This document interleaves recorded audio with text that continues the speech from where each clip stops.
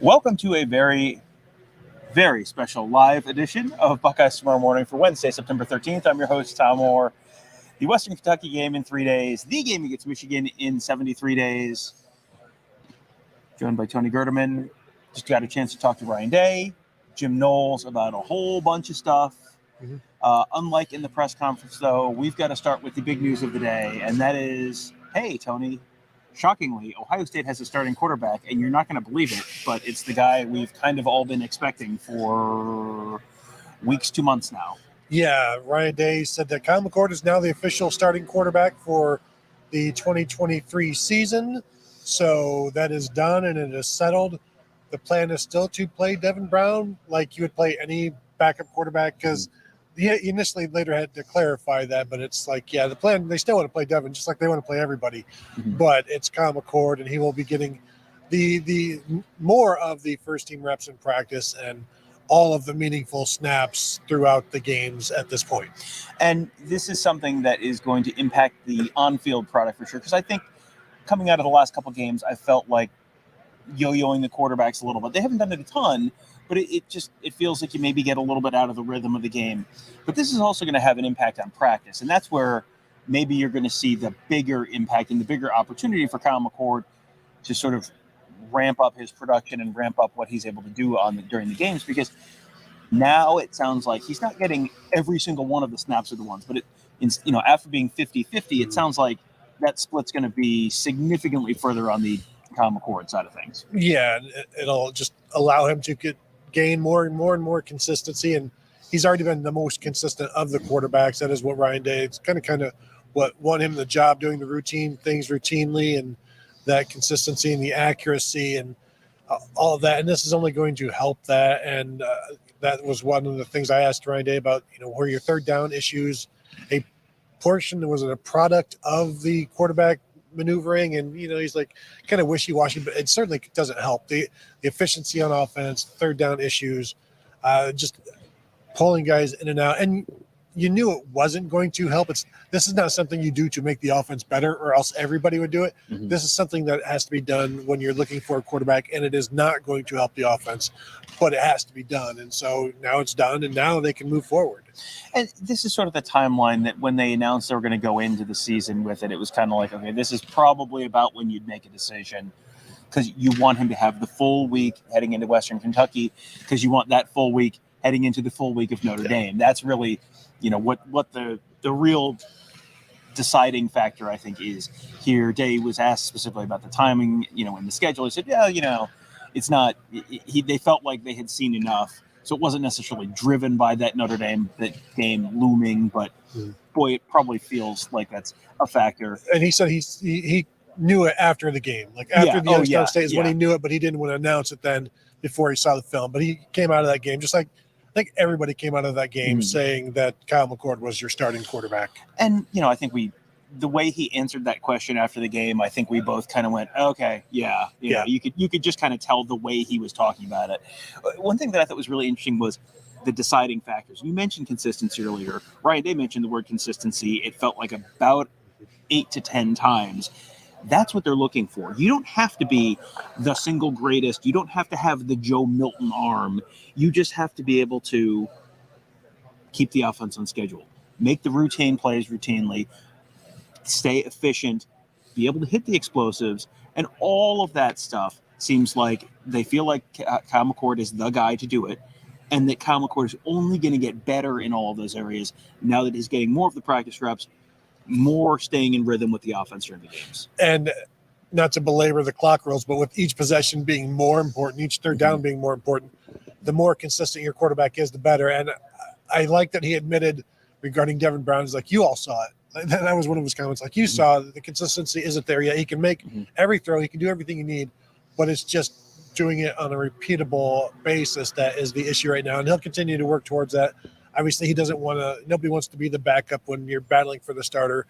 But as was mentioned, you look at what happened with Aaron Rodgers Monday Night Football. You are one play away, and it doesn't matter what level. And this was something that Kyle McCord was happy about. Devin Brown is probably bummed, but you can't let that change what you're doing.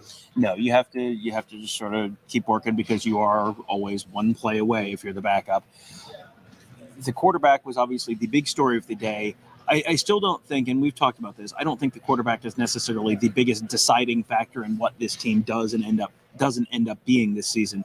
That might be the offensive line. And the offensive line, Ryan Day very much still in, we talked about this in our rewatch episode of Buckeye Weekly that has gone up or will go up shortly. We recorded before we did the Ryan Day thing.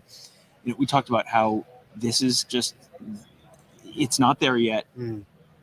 It might get there, but it's definitely not there yet. And Ryan Day very much, he does not seem like he is comfortable or thrilled with where things are right now. Well, he was asked directly, did you see the kind of improvement you wanted to in the running game from the offensive line from week 1 to week 2? And he was going to be diplomatic, and then I think he just went, no. Yeah. No, I didn't. So yeah. All right, we got a super chat. Super chat. Ryan Dawes. If you had to pick one DB to have a great game against Western Kentucky, who would it be and why? If you had to pick one defensive back to have a great game against Western Kentucky, who would it be and why? I feel like, this is going to go back to something else we talked about on the episode of Buckeye Weekly. I kind of want to see the adjuster, because the adjuster is the spot where it feels like it's the biggest question right now.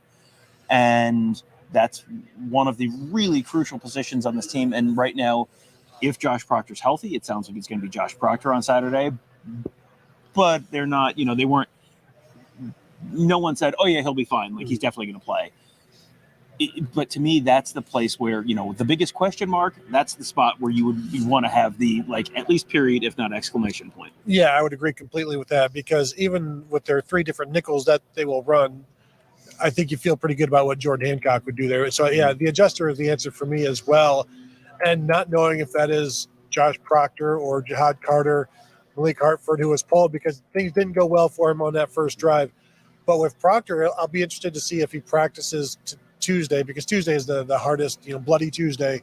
I don't know if that's something they want to involve him in right now. I'm not sure that he was even out there for their Sunday type of practice, because it sounds like it's going to come down to practice time. And if that's still a question on Tuesday, then that is going to be a question throughout the week.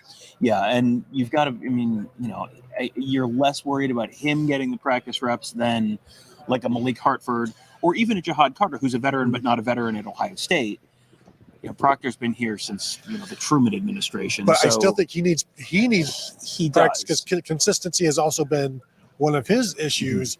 And so I don't think you can have him go out there after just maybe a practice and then deal with a Western Kentucky passing game that's going to throw the ball all over the place, east, west, north, not necessarily south, unless they're going that direction. But they're going to challenge everybody in the secondary, including the deep guy. And so it would be a tough ask for him to not get as much of a full week of practice as possible and then throw him out there at the start. Now, things may not go well for whoever starts, and then you go to the next guy like they did last week. Yeah.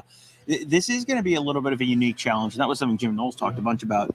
This is not necessarily like the pure, uncut Colombian Mike raid, but it's air raid adjacent enough that you kind of know what you're expecting. And, Knowles talked about the fact that they're going to try and get you to go sideline to sideline and tire your defensive line out, and they're going to take your shots down the field. And, you've got to just – he talked about eye discipline. The way Ryan Day talked about the need for consistency with the quarterback position, Knowles talked about eye discipline. And, that's just – you asked a great question about losing leverage more last week, and it feels like that and some of the factors that led into that last week are going to play into – keeping Western Kentucky from hitting big plays and staying on the field this week. It was interesting because they didn't lose leverage almost at all against Indiana, because they were seeing something new. And so they had the triple option. They weren't prepared for it, so they had to really hyper focus on it. And then the next week, when they see an offense that they are prepared for, it's like they get a little bit of loosey-goosey. They get a little wild with the driving. I know the curve. I know where I'm going. I know the curves here. I can do this. Toons is the starting safety. And then you kind of get onto the berm or the shoulder there, and it's like, you could just stay between the lines if you wanted to do it that way. You don't have to go crazy when you're driving the country roads on the way home. Not that I've ever done any of that, but the kind of defense that, the offense that they see, it's what they expect. If they would just get back to focusing on my part, and because what Jim Knowles said is they tried to do too much. Individual guys are trying to do too much, and it's not like they lost leverage a bunch, but it was a bunch compared to the week before when it was noticeable how little they did it. And so when they do it some, and it may have only been like 4 or 5 plays, but it was there. And 4 or 5 plays against Youngstown State could be 8 to 15 against Western Kentucky with better athletes and a more diverse scheme that is trying to create issues like that. So I think they need to go back and look at how well they were, how focused they were against Indiana, and say, we need to be that focused in this game, regardless of how well prepared you are. You shouldn't, preparing you better for something should not make you worse at it. So like, you need to rely on that preparation and just focus on your thing, and because I'm tight. Yeah, it's to take your driving analogy there. It's like you're driving in a blizzard and you've got your hands at 10 and 2 and you're hunched over the wheel and you're staring at the thing and you're not blinking and you're paying super close attention because that was Ohio State against Indiana. Like, oh crap, we haven't practiced for any of this. We got to really.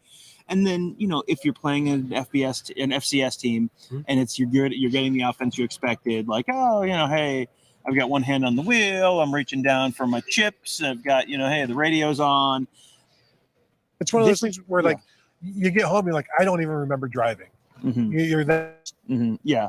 You stop paying attention. And facing an offense that's a little bit different from what they've faced before. This is not. Knowles was asked about like teams in the Big Ten that sort of remind him of Western Kentucky's offense. It's like, well, Indiana when Michael Penix was there threw it around a lot, and maybe Purdue last year, but they really don't face that type of offense. You wonder if that might keep the focus a little more, keep the car between the lines a little bit more this week.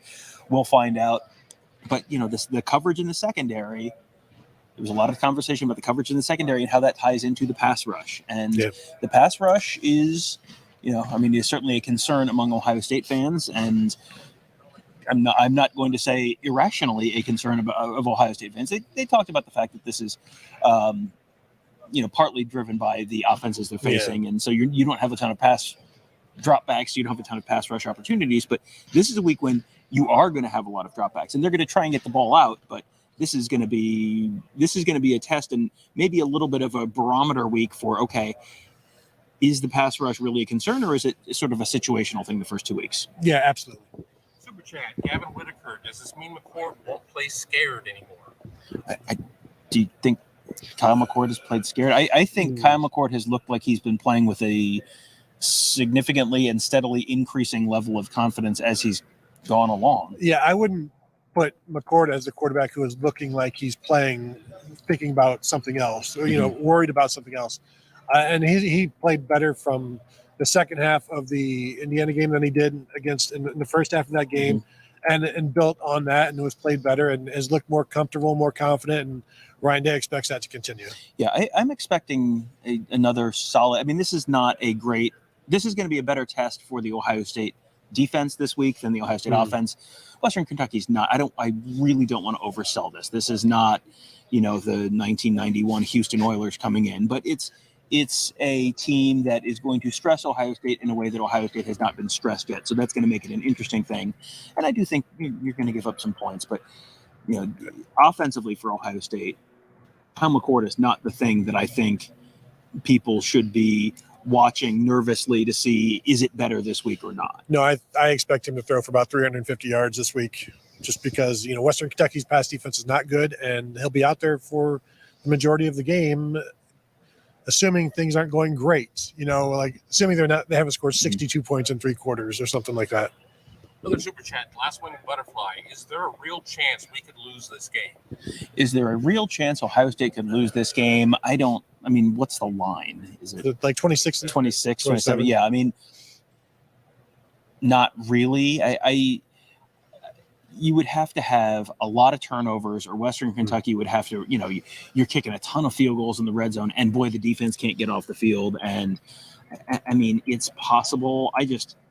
This is not one. I think this is going to be a game where this is going to be an annoying game. This is not going to be a stressful game necessarily. This is going to be an annoying game where Ohio State wins 35-20, and everyone freaks out because this is Western Kentucky. You're going to Notre Dame next week, and if you can only beat them by 15 points, boy, have you seen what Notre Dame's been doing to the bad competition, and they're going to lose by 17 points next week in South Bend. That's going to be that's what I'm fully expecting the post-game show to be on I Saturday. think they're going to – Western Kentucky's going to throw the ball around. They may also throw for 350 yards just because they do it so much. But Kevin, didn't they give up like 300 yards rushing last week?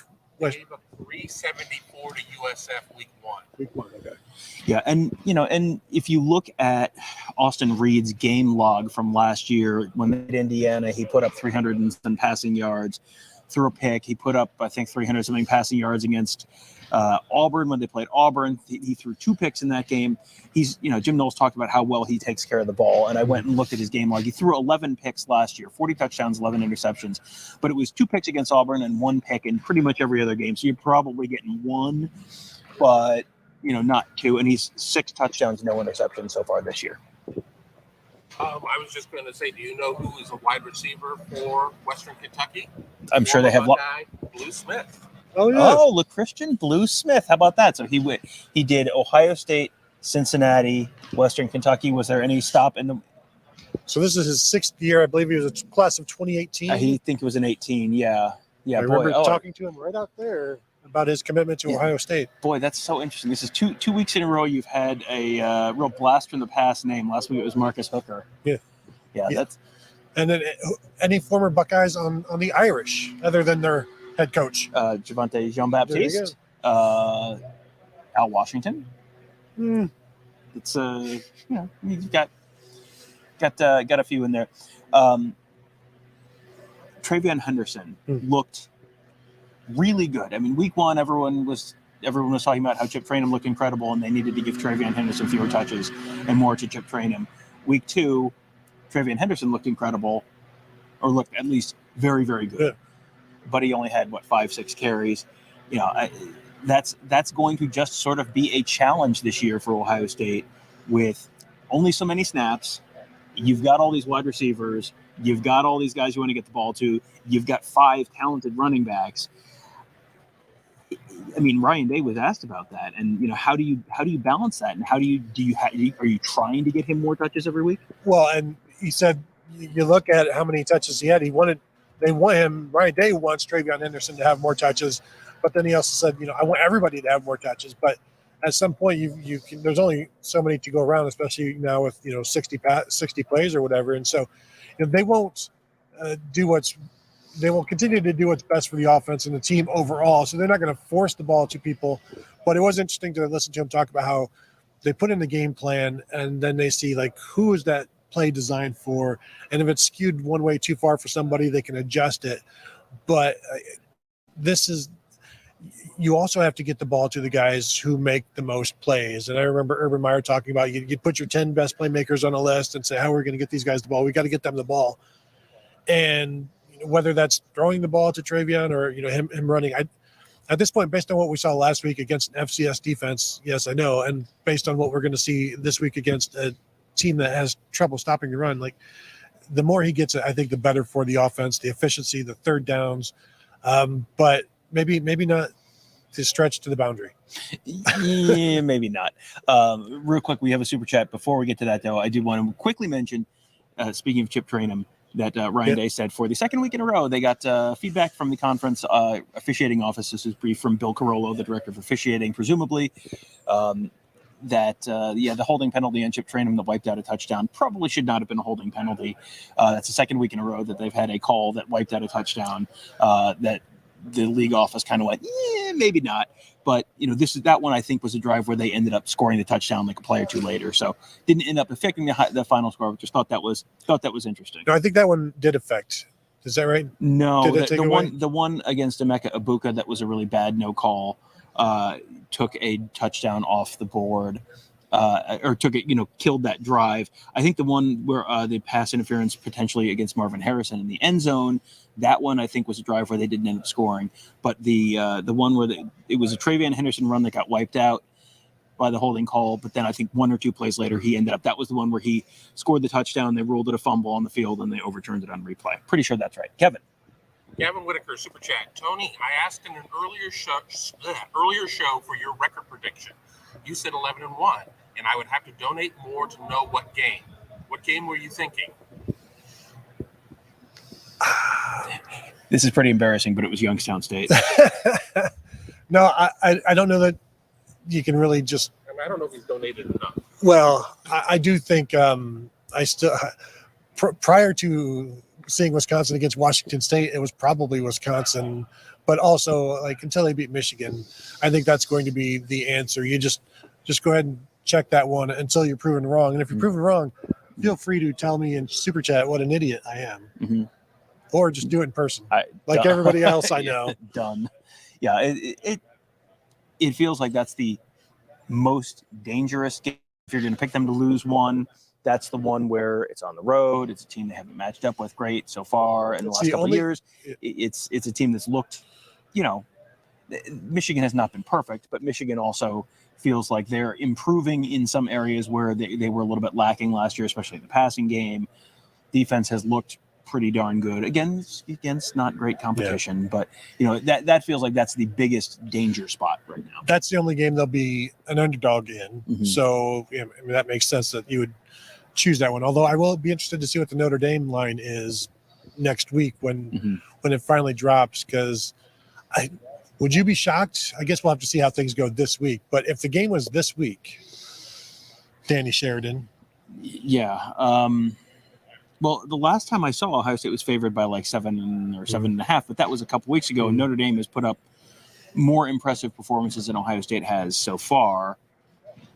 It feels like Notre Dame should be favored in that. It does now, but that would be a big line move from 7.5. But I mean, it's 2 weeks of football is all we've seen, so that's what you base it on. Yeah, I think Ohio. I mean, they're both public teams, but I think Ohio State. There's a certain segment of the population, and I will kind of raise my hand and say, yeah, I'm kind of still in that bucket a little bit. Like, I recognize that this Notre Dame team has pretty good skill talent, a quarterback that they haven't had in the past. I still kind of need to see Notre Dame do this against a team that is of the caliber that they have not matched up well against the Ohio States and Clemson and the Georgias and Alabamas of the world for a lot of the same reasons over and over and over again. Mm-hmm. I kind of want to see it before I actually buy in, but I mean, I get it. Ready for some questions? Yeah. Okay. Chucky G, call me a doomer, but I have a very bad feeling about this team. I think this is a 3+ loss team, and I don't see any fire on the team or coaching staff. It seems like a lot of apathy about just getting by. I mean, as far as apathy goes, it was, it's Youngstown State. We called it basically a glorified spring game, which it kind of was. I wouldn't judge any, the fire of the team until you have an actual game that's supposed to be kind of competitive, which we'll see that in a couple weeks. File Ohio State loses 3 games in a season in the same bucket as Notre Dame. Notre Dame suddenly has the skill talent outside to match up with Ohio State. I would have to kind of see it before I believe it. They have losable games in the schedule. They could lose at Notre Dame. They could lose at Wisconsin. They could lose to Penn State. They could lose at Michigan. The Purdue game, who the heck knows what the deal is with Purdue, but that's the case always with Purdue, and they've lost games at Purdue before. So, I mean, yeah, it's possible, but I don't necessarily think that I'm in that same group right now. And also I would question if after waiting 9 months for college football season to start, if you really want to be that miserable about a team that's 2-0 and, still has the whole all of its goals ahead of it. I would also ask you to be as critical of the 3 teams that you think Ohio State is going to lose as you are of Ohio State. And I bet you're going to see some faults there as well. Like if you think Wisconsin is going to be one of those teams, like I was talking about, Wisconsin went to Washington State and lost. I mean, is it just Notre Dame, Penn State, and Michigan? We will see, but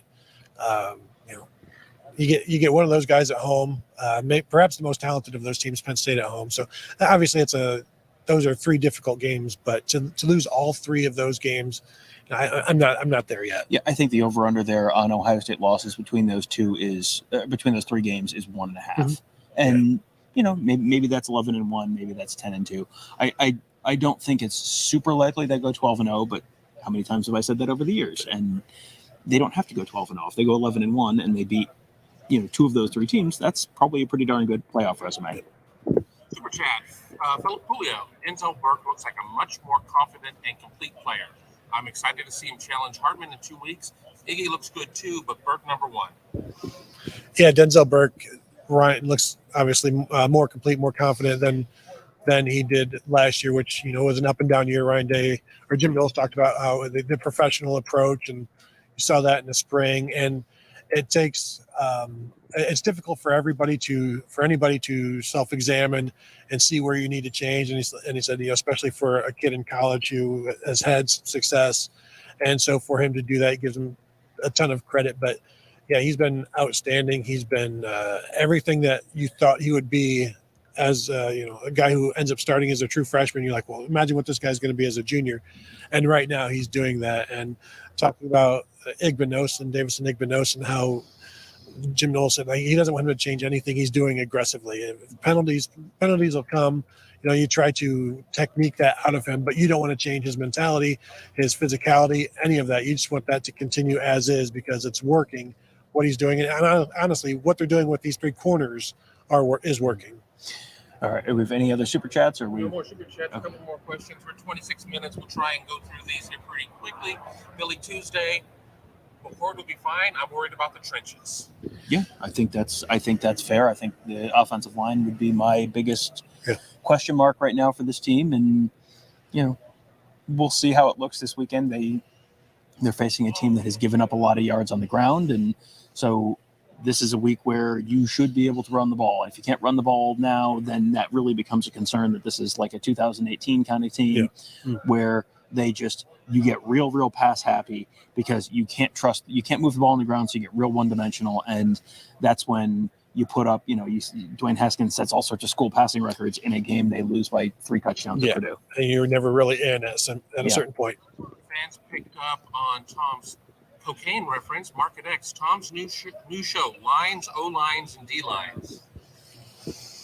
I missed that one. I said pure uncut air raid. Yeah. Sorry. Yeah, I mean, it's there is a certain Mike Leach was always known for not changing things at all. Yeah. Like, this is my system. This is what here I'm are my run. 8 plays.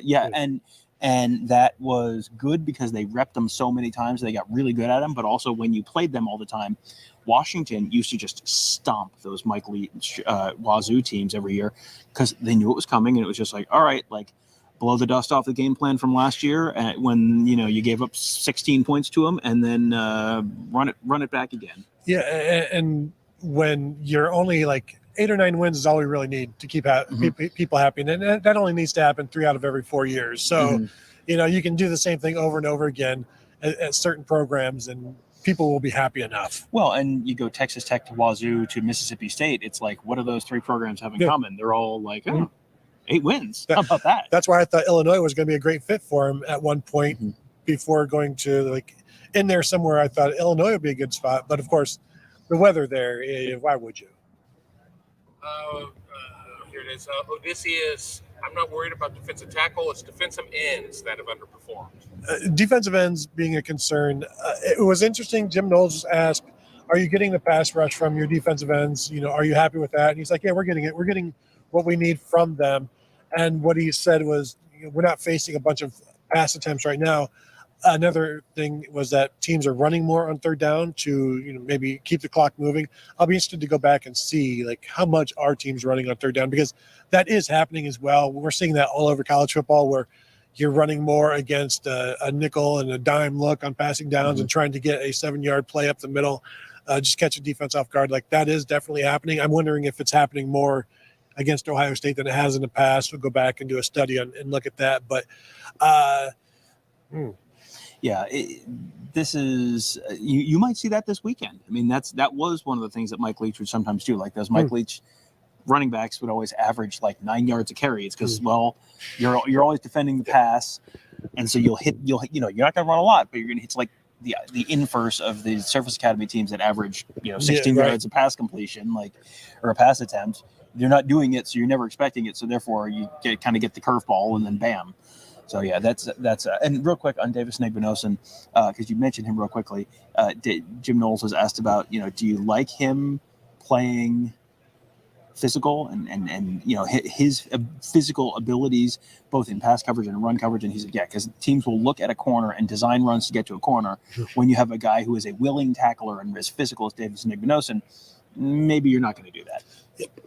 Ryan Dawes, how about Garrett Wilson's catch last night? That was as amazing and unsurprising a catch as I've ever seen from somebody. That was I was not watching the game, unsurprisingly, but I happened to have my Twitter timeline open, and it was just every single person I know just typing Garrett Wilson in all caps with like 4 exclamation points. I was like, well, I assume that's good. Something happened. The video was a little tip drill to himself. Worked out just fine. So it looked like an adult playing against children. That's the kind of thing you do with that. You're just messing around with people like at that point, and he's messing around with some NFL dudes. It's just too bad that I wanted to see what he could do with Aaron Rodgers, to see it. Is this a 1,500-yard guy? And now is this a 750-yard guy? Wait till they get Tom Brady in there. We'll all find out together. What's Brett Favre doing?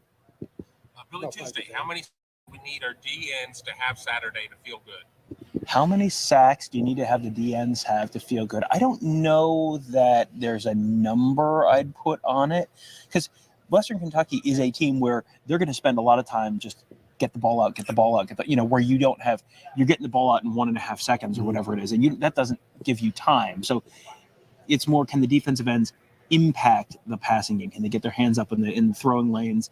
Because one of the things Knowles talked about was the defensive ends and the defensive backs, the pass rush and the coverage working together, where if the defensive end, if the coverage is good, that forces the quarterback to hold the ball longer, which gives the defensive line and the pass rush more time to get there. And if the pass rush gets there, that helps that helps the coverage not have to cover as long. It's a very, very symbiotic relationship. And so I'm not expecting huge sack numbers this weekend. Probably. I mean, neither am I, just because whenever we see teams face Ohio State, they try to get rid of the ball as quickly as possible, these passing teams.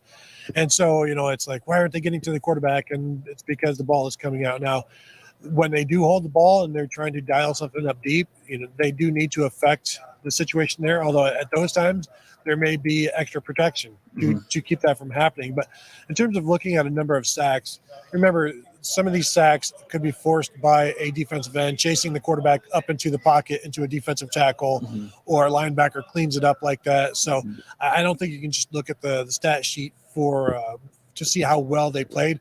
But Jim Knowles did seem confident I don't even know if it was confident, but he's like, we'll find out this week in terms of how well they're rushing the passer, because they're going to get plenty of opportunities. And it's one of those things where we've seen before where, because they're getting rid of the ball so quickly, the effort kind of lags, because it's like, what's the point? I'm not going to get there. I'm just going to stay back and try to knock it down, something like that. Yeah. And then those are the ones where you dial it up. You're like, shoot, I should have gone all out. Well, and Knowles talked about the fact that you have to look at, in terms of dialing up pressure, you have to look at what you've done in the past, and then you're trying to mix it up, because you don't want to be predictable. You don't want to, hey, we always blitz on 3rd and 7 or whatever. You have to look at what you've done in the past, and you have to throw pressure at guys. And that, a lot of times, this is sort of in the context of like bringing an extra rusher, bring a guy off the corner, bringing a linebacker, whatever, doing it at a time when they're not expecting it. You don't want to do it in the obvious situation, because then that's when you've got extra guys, and you want to be the team that has, when they're in max protect, you're rushing 3 and you've got, 8 guys drop back. And when they are trying to do something where they aren't feeling like they need extra protection, that's when you bring the guy in the extra pressure. Last 3 questions are all kind of the same topic, just approach it from different ways. So we're going to hit all 3 of them, and you can just talk on it, and then we'll call it. Darren talks ball. This is exactly what Day needed to do, dragging this further, talking about the quarterback decision. End of the season was only going to diminish McCord's confidence. Mozart's ghost comes in and says, I still think Brown showed us some of his potential. Kyle's further along on his track right now. And AMO's Automotive Paint and Restoration said McCord will play subpar against Notre Dame and get benched for Devin Brown. I mean, okay, so in order, yes, this was the time that they needed to make this move because you need to give Kyle McCord some time. I don't think anyone in the building is giving up on Devin Brown. Devin Brown just has not been as consistent as Kyle McCord, and there's lots of reasons for that. And I think Devin Brown still has a chance to be a starter at Ohio State. He could very well be the starter this time next year. Kyle McCord getting benched at Notre Dame. I mean, how badly would you have to play to get benched at Notre Dame after you came out of the fall camp with Kyle McCord seemingly ahead enough? Yep. And then you saw the first two games, and Kyle McCord was better in both of those games. And I'm sure that you'll have people telling you, well, the Indiana game wasn't a reasonable sample for Devin Brown. So okay, that's fine. So only fall camp and the one game where you saw both of them in an apples-to-apples situation. I mean, unless you're throwing 5 picks, I don't know what you're going to do that makes you go, I know what's going to fix this. The guy who we didn't view as consistent as Kyle McCord 2 weeks ago. Yeah, my number was 3, with the third one coming like out of the gate of the third quarter. Mm-hmm. And it's like, okay, we can't keep doing this. But it also depends on what kind of interceptions they are. Are they bad interceptions, or are they tipped interceptions where, that doesn't count against a quarterback?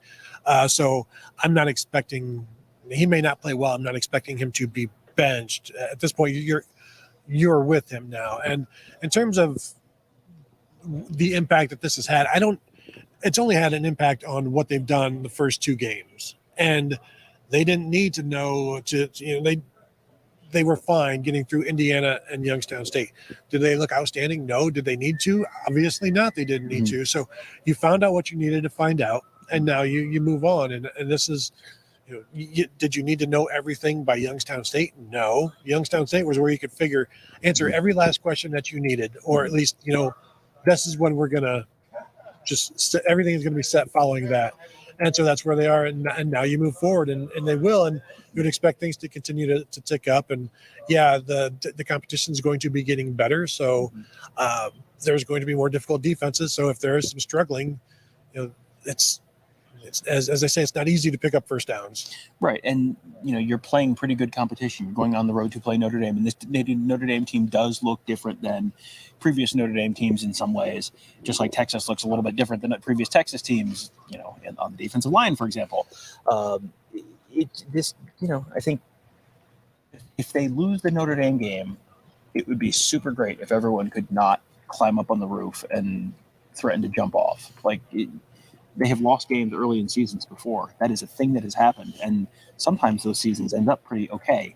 They, in fact, won a national championship during a year when they looked like booty cheeks against against Navy and Virginia Tech in the first 2 weeks of the season. And then guess what? Young teams develop and come together and improve. And so one early loss no longer eliminates you from the national championship race. So Consider the fact that you just spent 9 months desperately waiting, not you in particular, desperately waiting for college football season. You don't have to be, you can choose to not be miserable. You can choose to be a little bit patient with this stuff, because college football is and has always been a developmental sport. The teams that come out week 1 like a house of fire are not always the ones that look great in November. If you were old enough to remember the 1990s, you remember some teams that came out 70-7, 72-0, and in fact, won on the road at Notre Dame. Yeah. And then, it's not where you start, it's where you finish, and they just, they have to do well enough to stay in the national championship race, and then you see where things are in November. But my advice, Tony, would be to perhaps enjoy the ride, because life, just to coin a phrase, life is not just about the journey. No. Life is about the journey, not the destination. Sorry, so I did make that up right there. So that's why it took a minute to put it together. Workshop it. Mm-hmm. As Jim Tressel used to say, September is for pretenders, November is for contenders, and October, there's no... It's for trick-or-treating. It's for candy. I'm with you, Tom. And like the saying, you don't have to get ready if you stay ready. You don't have to get miserable if you stay miserable. I would not. It's not a great way to live. Mm-hmm. Just enjoy college football. You look forward to it. And if something bad happens, get mad then. I don't understand the pre-anger. Mm-hmm. Yeah, it's just a little patience, a little you're allowed to enjoy things that are fun. Yeah, this is supposed is fun and brings joy to your life. We're not saying everything is golden and great right now, but like there are some decent things going on, but whatever. It is what it is. Yes. So, all right. So that will do it for today. We will we thank you all for joining us live on our YouTube channel, youtube.com/Buckeye Huddle. We should be back. We expect to be back on Wednesday night with a live episode of Buckeye Weekly after interviews. Those interviews usually start around 6:30, so I'm going to guess 7:15, 7:30 or so. We'll have a live episode of Buckeye Weekly coming to you from back here at the Woody Hayes Athletic Center. But make sure you are subscribed to that YouTube channel, youtube.com/Buckeye Huddle. Hit that bell so you get notified when we do these live shows, because we don't always have a ton of notice on when that's going to happen, because it's a little contingent on the interviews and all that kind of stuff. And also make sure you are on our mothership, BuckeyeHuddle.com. Lots of great coverage of the team and recruiting and X's and O's, making you a smarter football fan, all at BuckeyeHuddle.com. That will do it for today. Thank you guys all for joining us. Have a great day. We'll talk to you tomorrow.